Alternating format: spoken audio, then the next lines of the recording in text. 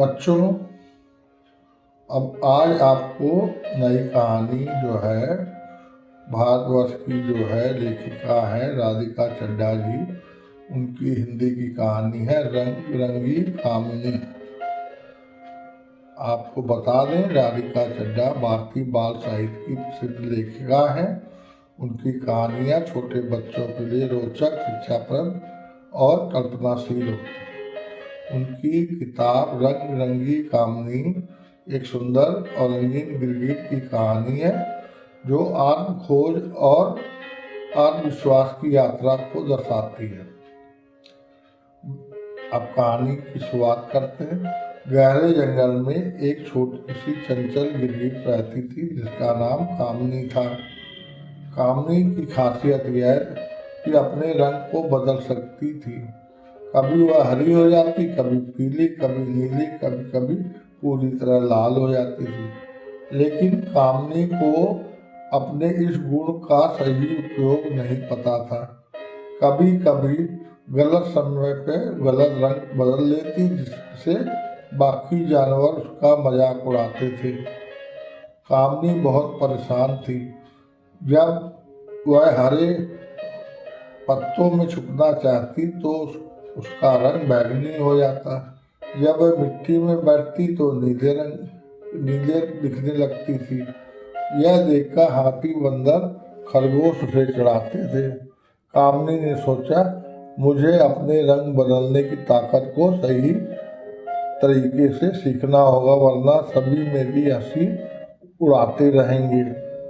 कामिनी ने तय किया कि वह जंगल के सबसे बुद्धिमान जानवरों से सलाह लेगी। तोते से उसने रंग के बारे में पूछा। तोते ने बताया, हर जगह का अपना रंग होता है और अगर वह ध्यान से देखेगी तो सही रंग की पहचान कर सकेगी। अब कछुए से पूछा। कछुए ने उसे धैर्य से सीखा और कछुए ने कहा, रंग बदलने की क्षमता जल्दबाजी में नहीं बल्कि समझदारी से इस्तेमाल करनी चाहिए। बाघ से उसने आत्मविश्वास सीखा। बाघ ने कहा, अगर वह खुद पर भरोसा करेगी तो उसकी क्षमता और भी बेहतर हो जाएगी। तो इस प्रकार और एक दिन जो जंगल में एक बड़ा बाज उड़ता हुआ आया। वह छोटे जानवरों को पकड़ने के लिए नीचे उतर रहा था। कामिनी को डर लगा, लेकिन इस बारे में उसने धैर्य से सोचा और तुरंत अपने रंग को मिट्टी जैसा भूरा बना लिया। इससे बाज उसे देख नहीं पाया और बच गई। जंगल के बाकी जानवर हैरान रह गए, बोले, वाह, अब तो कामिनी को अपने रंग बदलने का असली तरीका आ गया है।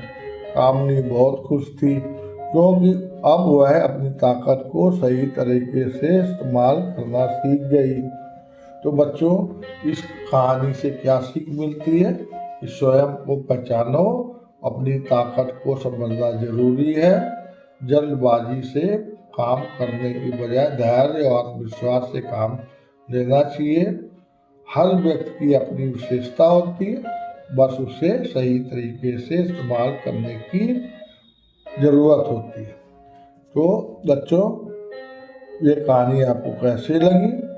हमको उम्मीद है कि आपको जो है कामिनी की कहानी अच्छी लगी होगी और आप इसको जो है अपने दादी बाबा और मम्मी पापा से कहें इस कहानी को लाइक करें। और यदि आप बड़े बच्चे हैं तो आप खुद लाइक कर सकते हैं, सब्सक्राइब करें और दूसरे बच्चों को के ग्रुप में, व्हाट्सएप ग्रुप में, उनके मम्मी पापा के ग्रुप में कहानी भेजें जिससे कि वो और भी सुन सकें। इसी के साथ बच्चों, आपको मेरा नमस्ते।